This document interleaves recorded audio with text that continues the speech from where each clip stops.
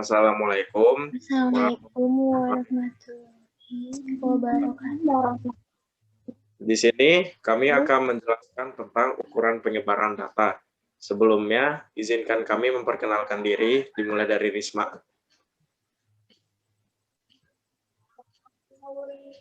Perkenalkan, nama saya Risma dengan PM 204020107. Nama saya Muhammad Fajir Lubis dengan NPM 2040200106. Nama saya Yustika dengan NPM 2040200126. Perkenalkan, nama saya Gina Roza dengan NPM 2040200096. Nama saya Fitriandini dengan NPM 2040200095. Materi pertama yang akan kita bahas adalah range, jangkauan, atau rentang.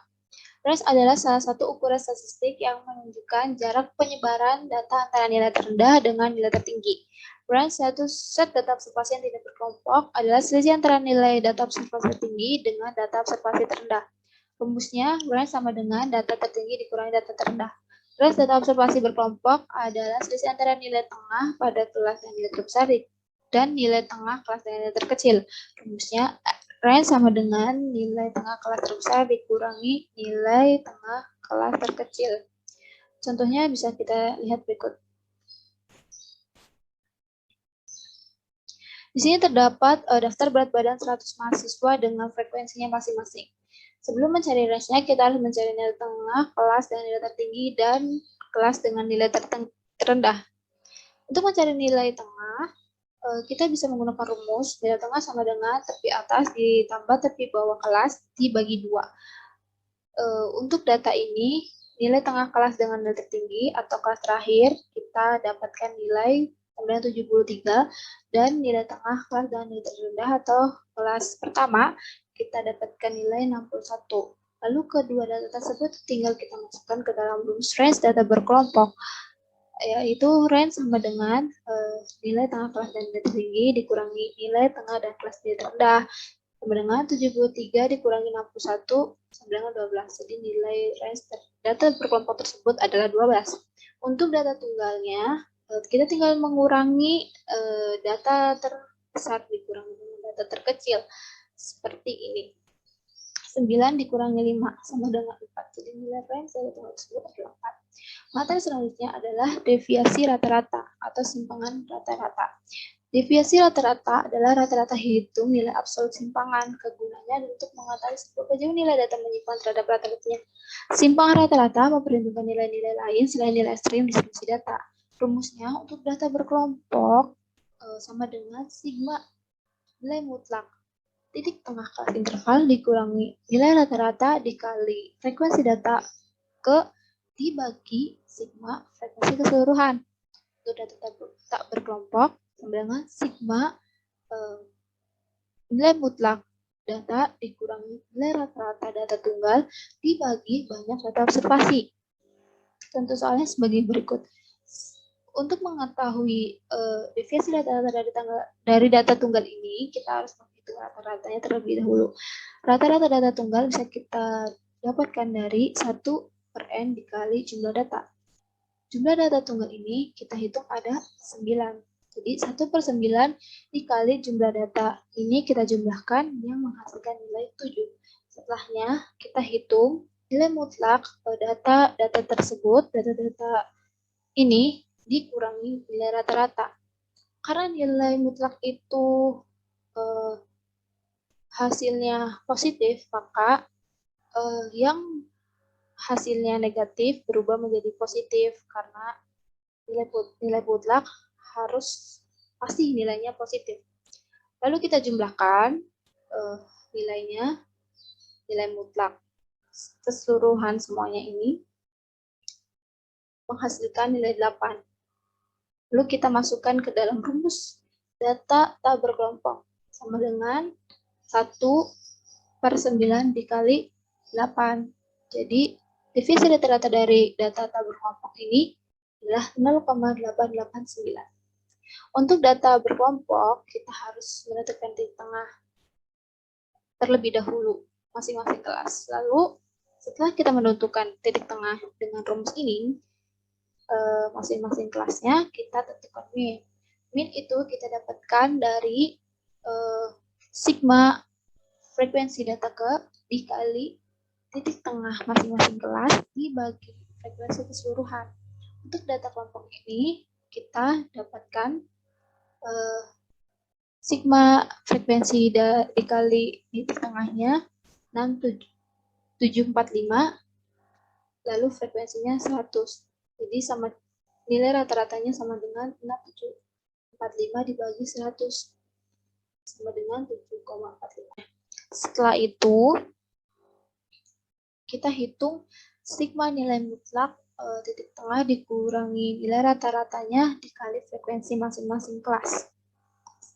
Kita hitung per satu-satu seperti ini setiap kelas, lalu kita jumlahkan hasil nilai mutlak dikali frekuensi masing-masing kelas ini sehingga menghasilkan nilai 226,5. Lalu kita tinggal masukkan ke dalam rumus deviasi rata-rata data berkelompok sama dengan 226,5 dibagi 100. Jadi deviasi rata-rata dari data berkelompok ini adalah 2,265. Untuk materi selanjutnya akan dijelaskan oleh teman saya Muhammad Fadril. Ya, di sini saya akan menjelaskan tentang varians. Varians adalah penghitungan penyebaran nilai data numerik. Dari nilai rata-rata terdapat beberapa rumus dalam menghitung varians tergantung datanya. Yang pertama itu ada untuk data tidak berkelompok itu untuk data populasi atau data yang bersifat keseluruhan itu, dia rumusnya seperti ini. Rumusnya itu kalau varians populasi itu tanda bulat garis gini, terus pangkat 2 sama dengan sigma I sama dengan 1 sampai N, buka kurung, XI kurang mean itu nilai rata-rata data, notasinya seperti ini. Kalau untuk data populasi tutup kurung pangkat 2 per N, banyaknya data. Terus adapun untuk data sampel atau data yang bersifat mewakili, adapun rumus pertamanya itu S pangkat 2 sama dengan sigma I sama dengan 1 N buka kurung XI kurang X garis atas atau disebut mean juga, tutup kurung pangkat 2 per N kurang 1. Terus adapun rumus keduanya, S pangkat 2 sama dengan N sigma XI pangkat 2 kurang buka kurung sigma XI tutup kurung pangkat 2 per N dikali N kurang 1. N buka kurung N kurang 1, yang artinya N dikali buka kurung N kurang 1 tutup kurung. Ini ya keterangannya. Catatan kedua rumus ini menghasilkan hasil yang sama sebenarnya, ataupun ada sedikit perbedaan jika ada pembulatan desimal. Kita masuk ke contoh soal data tunggal. Diketahui suatu data nilai ujian sebagai berikut. 5, 6, 6, 7, 7, 7, 8, 8, 9. Tentukan varians data tersebut. Jawabannya kalau data tersebut sifatnya populasi, pertama itu kita harus mencari mean, yang rumusnya mean sama dengan sigma XI per N. Jadi kalau dijabarkan itu 5 tambah 6 tambah 6 tambah 7 tambah 7 tambah 7 tambah 8 tambah 8 tambah 9 per 9 sama dengan 63 per 9 sama dengan 7. Itu meannya. Terus yang kedua kita masukkan mean tadi ke sini. Jadi rumusnya itu nanti hasilnya seperti ini. Kalau dijabarkan itu dia nanti seperti ini. Varians populasi sama dengan buka kurung 5 kurang 7 tutup kurung pangkat 2. Nah, buka kurung 6 kurang 7 tutup kurung pangkat 2. Seterusnya sampai buka kurung 9 kurang 7 pangkat 2, tutup kurung pangkat 2. Habis itu dibagi 9. Itu nanti untuk hasilnya dalam kurungnya itu seperti ini. Masih min 2, min 1, min 1, ada yang 0, ada yang 0, ada yang 1, ada yang 2. Ini hasilnya tetap hasilnya positif. Jadi kalau min 2, pangkat 2 itu hasilnya 4, min 1 pangkat 2 itu hasilnya 1, min 1 pangkat 2 itu hasilnya 1, terus kalau 0 tidak usah ditulis, terus kalau 1 pangkat 2 hasilnya 1, dan 2 pangkat 2 hasilnya 4. Itu nanti kalau dia jumlahnya itu 12/9, yang sama dengan 1/33. Kalau data tersebut sifatnya data sampel atau data yang mewakili, yang pertama itu kita sama mencari meannya juga, tapi meannya dikasih notasi X dengan garis di atas. Rumusnya juga sama, sigma XI per N. 5 tambah 6 tambah 6 tambah 7 tambah 7 tambah 7 tambah 8 tambah 8 tambah 9 per 9 sama dengan 63/9 sama dengan 7. Terus kita tentukan variansnya. S pangkat 2 sama dengan sigma I sama dengan 1 sampai 9 buka kurung XI kurang X kurang mean tutup kurung pangkat 2 per 9 kurang 1. Kalau dijabarkan nanti seperti ini. Kalau dijabarkan nanti dia seperti ini, 5 kurang 7 dalam kurung pangkat 2, 6 kurang 7 dalam kurung pangkat 2 sampai nanti 9 kurang 7 dalam kurung pangkat 2. Dia hasilnya sama juga macam yang seperti ini. Tadi cuman bedanya itu di sini ada kurang 1, jadi dia hasilnya 8 di sini. Dibagi 8. Hasilnya jadi nanti hasil akhirnya itu 12/8 sama dengan 1,5. Itu untuk rumus sampel yang pertama. Kalau rumus sampel yang kedua itu kita tidak perlu lagi mencari apapun, kita perlu tinggal masukin XI-nya saja. Jadi nanti 9 sigma XI pangkat 2 kurang buka kurung sigma XI tutup kurung pangkat 2 per 9 buka kurung 9 kurang 1. Jadi kalau dijabarkan itu di sini 9 sigma XI pangkat 2 itu yang ini. Dari buka kurung 5 pangkat 2 sampai tambah 9 pangkat 2 tutup kurung. Habis itu dikurang buka kurung sigma XI pangkat 2. Ini 5 tambah sampai dengan tambah 9 di dalam kurung pangkat 2. Jadi di sini perbedaannya itu pangkat 2-nya yang ini di dalam masing-masing angka.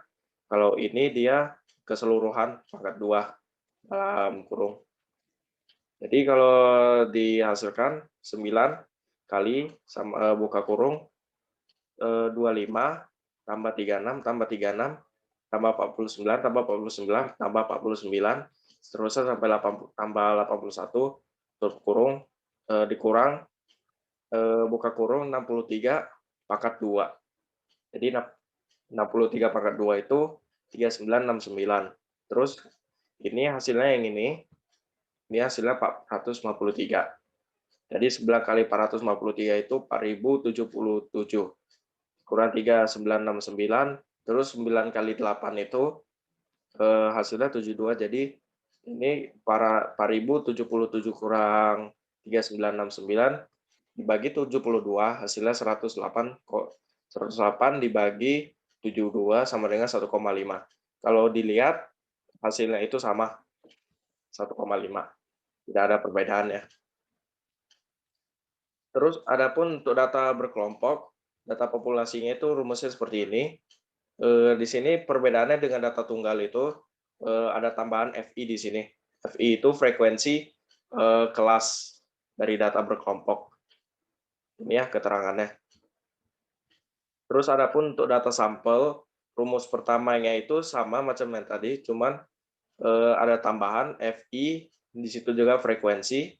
Terus rumus keduanya juga ada tambahan FI di sini, terus ada FI juga di sini. Selebihnya kurang lebih sama. kedua rumus juga menghasilkan hasil yang sama, atau jika ada sedikit perbedaan juga kalau ada pembulatan desimal. Ini ya, masuk ke contoh soal data berkelompok. Data berat badan 100 mahasiswa sebagai berikut. Berat badan 62 sampai 62 ada 5 mahasiswa, 63 sampai 65 kg ada 18 mahasiswa, 66 sampai 68 ada 42 mahasiswa, 69 sampai 71 ada 27 mahasiswa, 72 sampai 74 ada 8 mahasiswa. Tentukan varians data tersebut. Oke, sebelum menentukan varians data, kalau data populasinya data keseluruhan itu yang perlu kita cari itu XI. XI itu di sini punya arti nilai titik tengah suatu kelas. Jadi kalau berat badannya 60 sampai 62, ini titik tengahnya 61. Hasilnya itu dari 60 tambah 62 dibagi 2. Itu hasilnya 61. Seterusnya sampai kelas yang kelima itu 73 XI-nya. Terus FI dikali X, terus kita perlu mencari FI XI. FI XI itu FI dikali XI.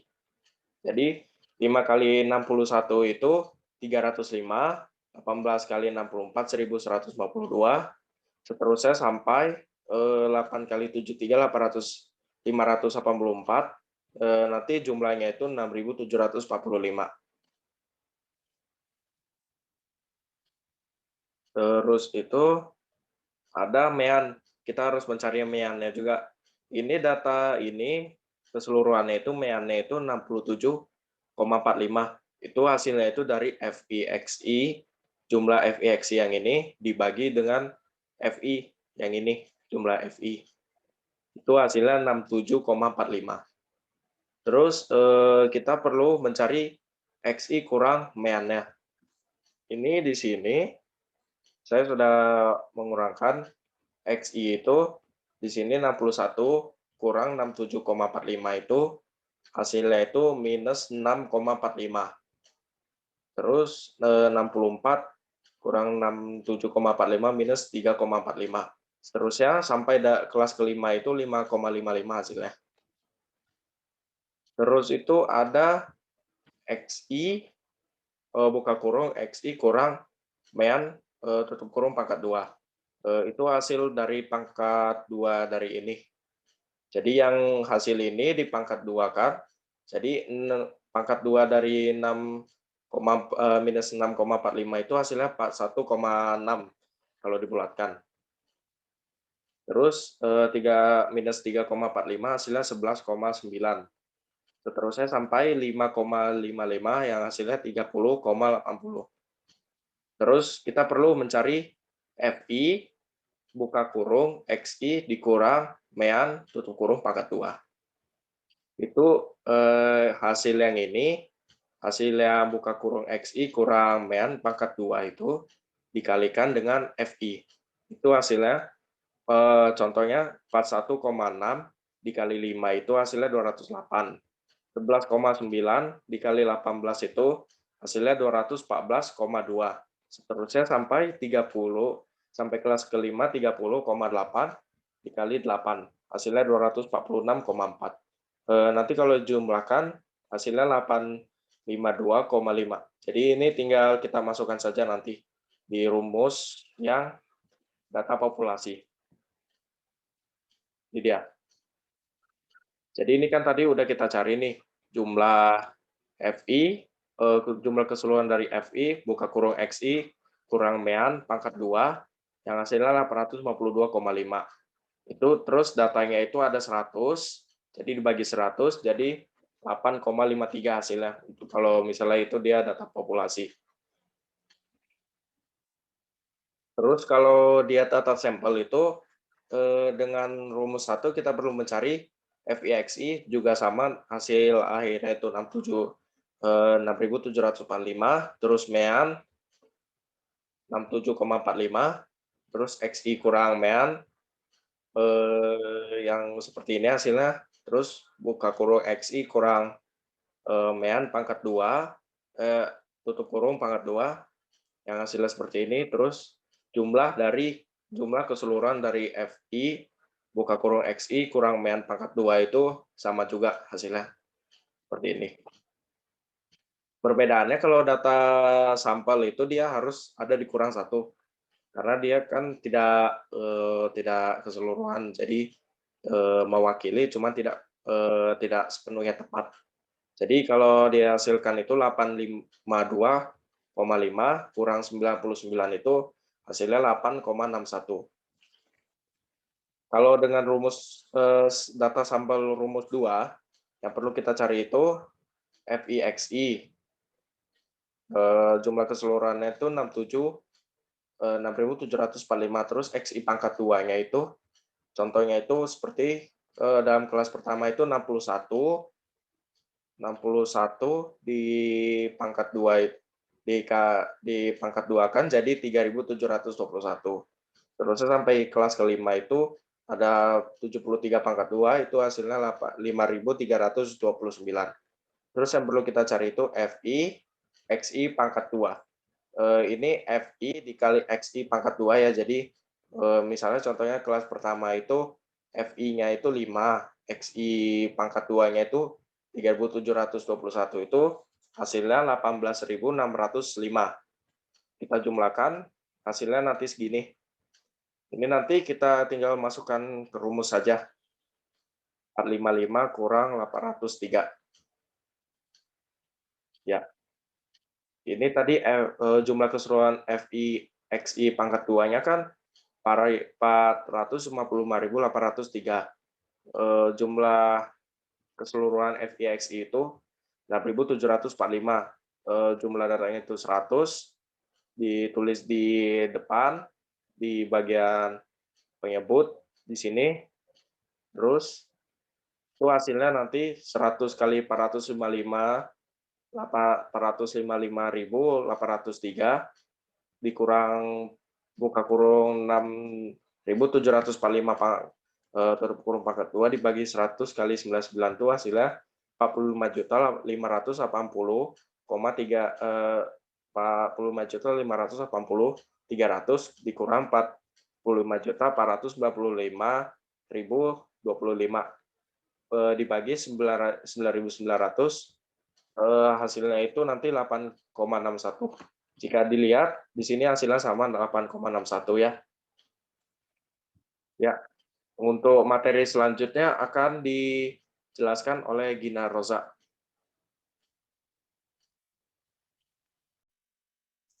Di sini saya akan menjelaskan materi tentang standar deviasi. Standar deviasi adalah ukuran yang digunakan untuk mengukur jumlah variasi. Standar deviasi ini juga dinamakan dengan simpang baku. Standar deviasi ini merupakan akar pangkat dari variasi. Nah, di sini standar deviasi untuk data tidak berkelompok atau data tunggal. Ada 2 rumus untuk menentukan standar deviasi data tunggal, yaitu rumus untuk sampel dan rumus untuk populasi. Di sini ada contoh soal data tunggal. Sebelum menentukan standar deviasinya, kita tentukan dulu nilai rata-rata atau mean-nya dengan cara menambahkan semua atau jumlah data dibagi dengan banyaknya data. Jadi kita tambahkan dulu dari angka 5 sampai 9 ini. Hasilnya 63 lalu dibagi dengan banyaknya data atau N 9, jadi hasilnya 7. Jadi nilai rata-ratanya 7. Kemudian kita menentukan standar deviasinya dari menggunakan rumus sampel. Jadi 5 kurang 7 pangkat 2. Angka 7 ini dari nilai rata-ratanya atau mean-nya. 5 ini dari data yang pertama ini. Jadi 5 dikurang 7 pangkat 2, ditambah 6 kurang 7 pangkat 2, ditambah 6 kurang 7 pangkat 2, ditambah 7 kurang 7 pangkat 2, ditambah 7 kurang 7 pangkat 2, ditambah 7 kurang 7 pangkat 2, tambah 8 kurang 7 pangkat 2, ditambah 8 kurang 7 pangkat 2, ditambah 9 kurang 7 pangkat 2, lalu dibagi dengan banyaknya data yaitu N.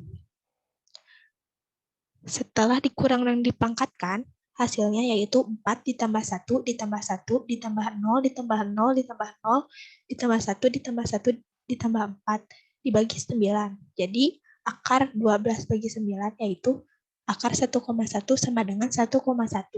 Jadi standar deviasinya yaitu 1,1.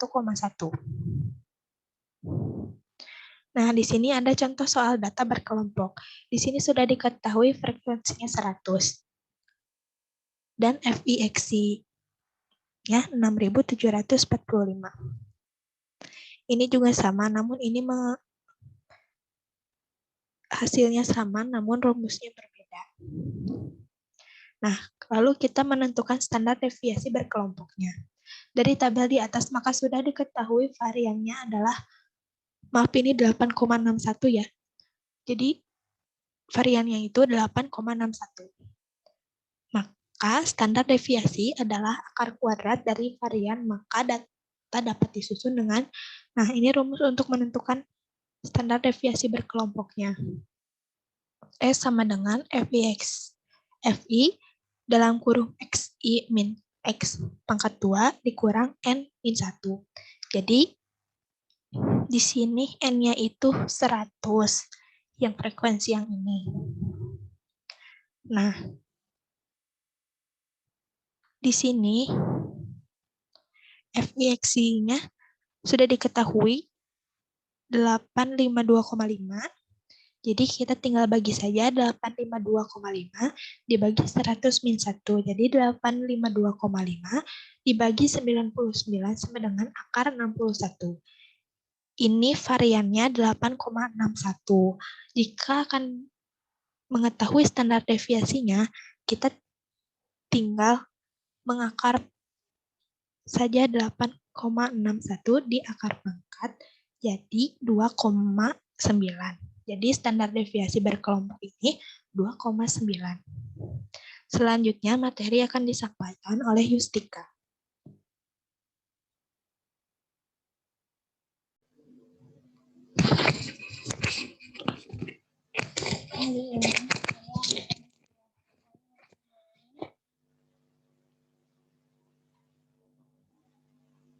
Range interkuartil. Range interkuartil adalah fungsi antara kuartil ketiga dengan kuartil pertama. Dengan rumus jarak interkuartil sama dengan kuartil ketiga dikurangi kuartil pertama. Kuartil sendiri adalah ukuran yang membagi data menjadi 4 bagian yang sama. Range interkuartil sama dengan 50% dari total data yang ada.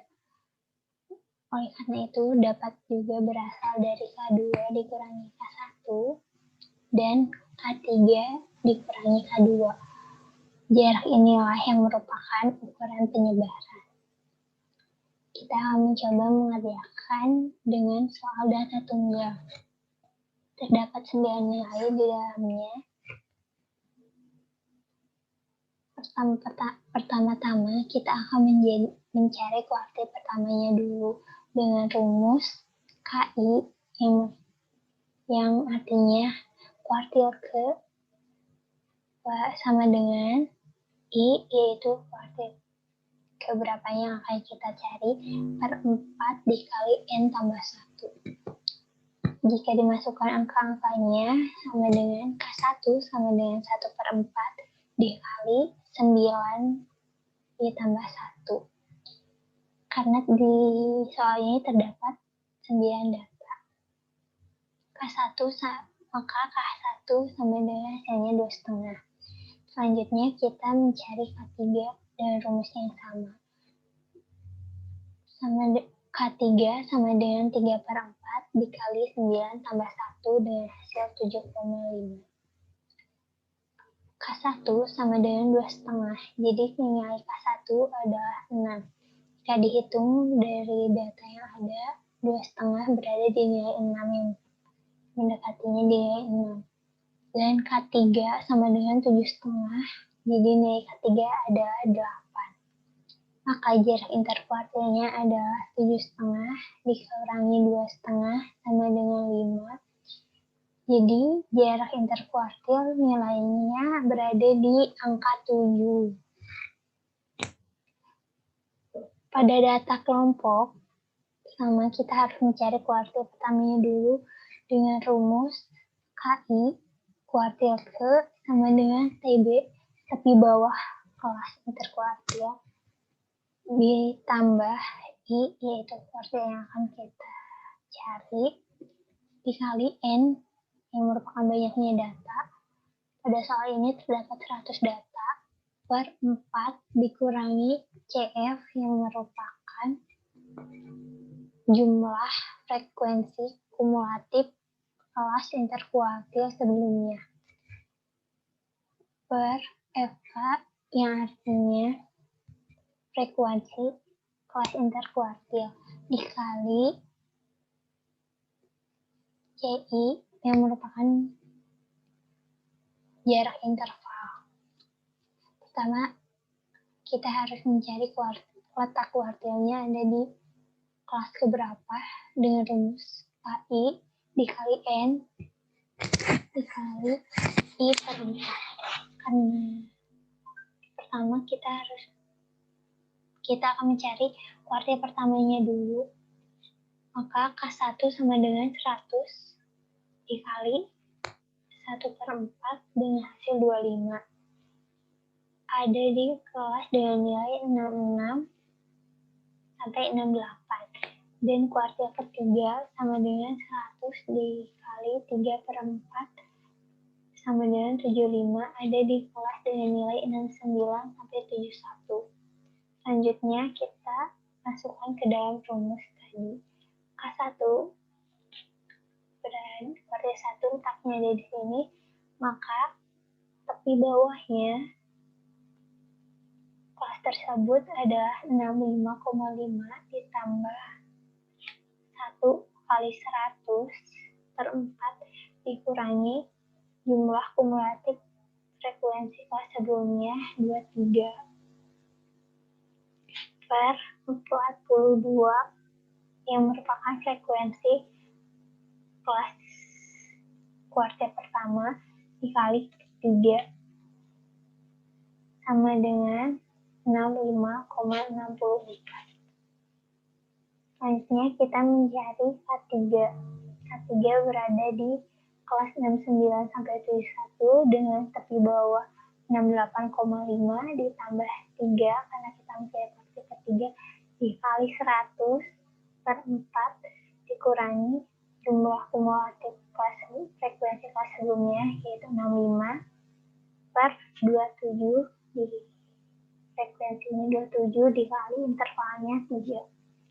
K3 sama dengan 69,61. Maka jarak interkuartilnya adalah 75 dikurangi 25 sama dengan 50. Bisa dihitung dari soal di atas. Dari frekuensinya 50 terletak pada kelas yang sama dengan kuartil pertama. Jadi nilai interkuartilnya saya simpulkan sama dengan kuartil pertama yaitu 65,64. Materi selanjutnya mengenai ukuran kecenderungan kurva akan dijelaskan oleh teman saya Risma. Terima kasih.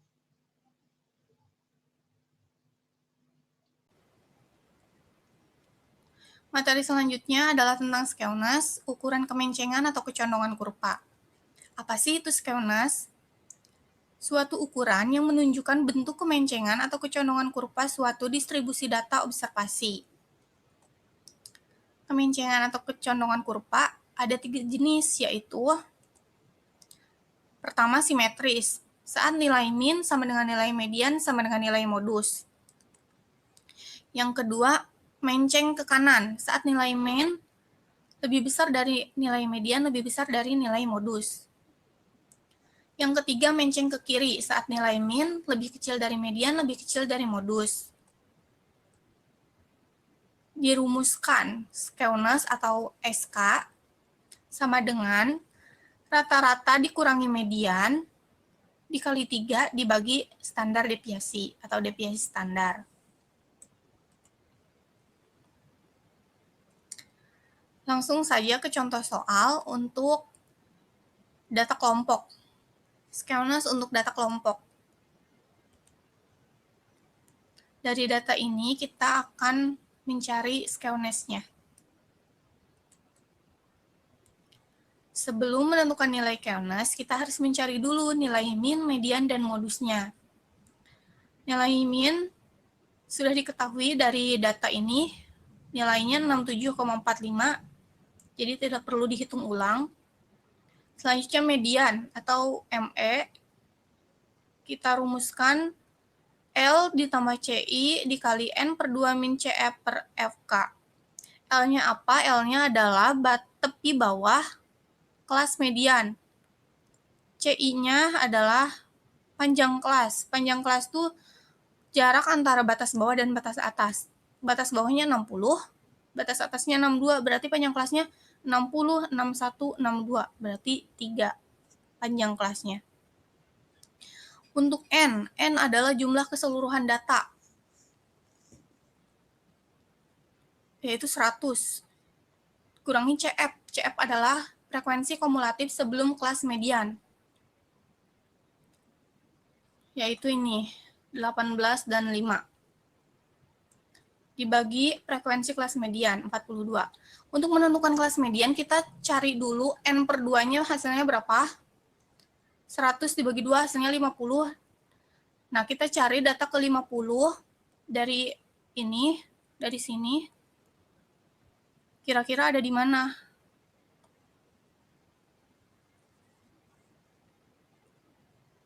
Berarti ada di sini kan? Data ke 50 pasti ada di sini, jadi ini kelas mediannya. Langsung saja kita masukkan nilai-nilainya. 65,5 ditambah 3 dikali 100 per 2 min 5 ditambah 18 per 42 sama dengan 65,5 ditambah 3, 50 dikurangi 23 dibagi 42. Ini jika dioperasikan hasilnya ini 0,64. Tinggal kita masukkan 65,5 ditambah 3 dikali 0,64. Hasilnya 67,42. Selanjutnya kita mencari nilai modus. Dirumuskan dengan L tambah CI ditambah D1. D1-nya adalah selisih antar kelas modus dengan frekuensi sebelumnya. Selisih antara frekuensi kelas modus dan frekuensi sebelum kelas modus.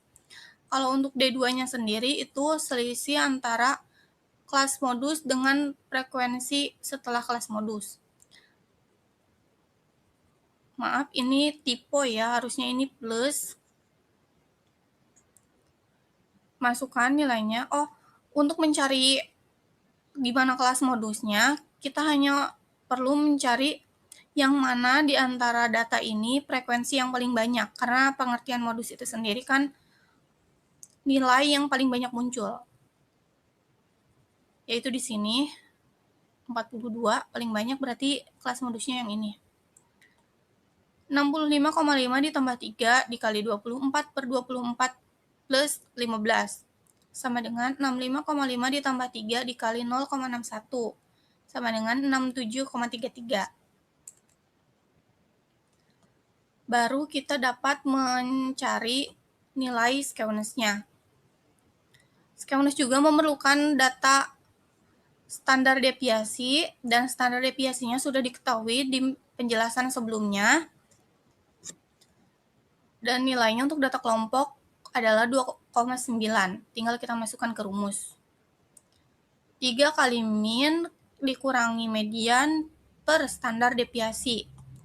Kita masukkan minnya 67,45 dikurangi mediannya 67,42 dikali 3 dibagi 2,9 sama dengan 0,09 per 2,9 sama dengan 2,261.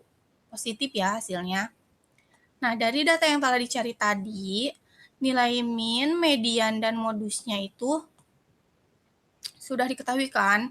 Nilai min-nya lebih besar dari nilai median, lebih besar dari nilai modus. Artinya apa? Artinya kurva kemencengan atau kecondongannya akan menceng ke kanan. Dan kalau digambarkan akan seperti ini. Condong positif. Karena hasil ininya juga positif ya.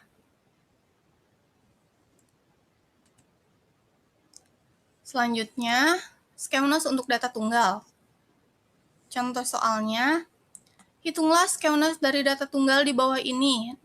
566777889. Harus diketahui dulu nilai min, median, dan modusnya. Ingat, nilai min dicari dari menjumlahkan seluruh data dibagi jumlah data. 5 tambah 6 tambah 6 tambah 7 tambah 7 tambah 7 tambah 8 tambah 8 tambah 9 dibagi 9 sama dengan 7. Median, nilai kelima dari 9 data. Kenapa? Karena kan median itu berarti data yang ada di tengah-tengah. Karena datanya ada 9, berarti yang di tengah-tengah adalah data kelima, yaitu 7. Selanjutnya nilai modus, nilai yang paling sering muncul. Dari seluruh data ini yang paling sering muncul angka berapa? Angka 7 ya. Jadi modusnya adalah 7. Baru kita dapat mencari skewness-nya. Oh iya, standar deviasinya juga sudah diketahui ya di penjelasan sebelumnya, yaitu 1,1.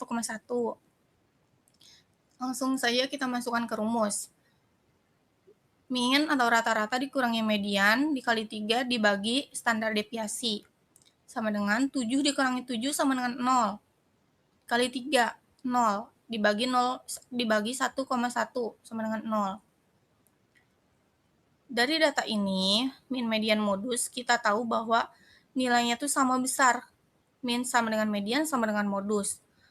Dan nilai skewness-nya juga 0. Itu artinya kurva skewness-nya untuk data tunggal ini adalah kurva simetris. Sekian penjelasan dari kami. Mohon maaf jika ada kesalahan. Terima kasih. Wassalamualaikum warahmatullahi wabarakatuh. Wabarakatuh.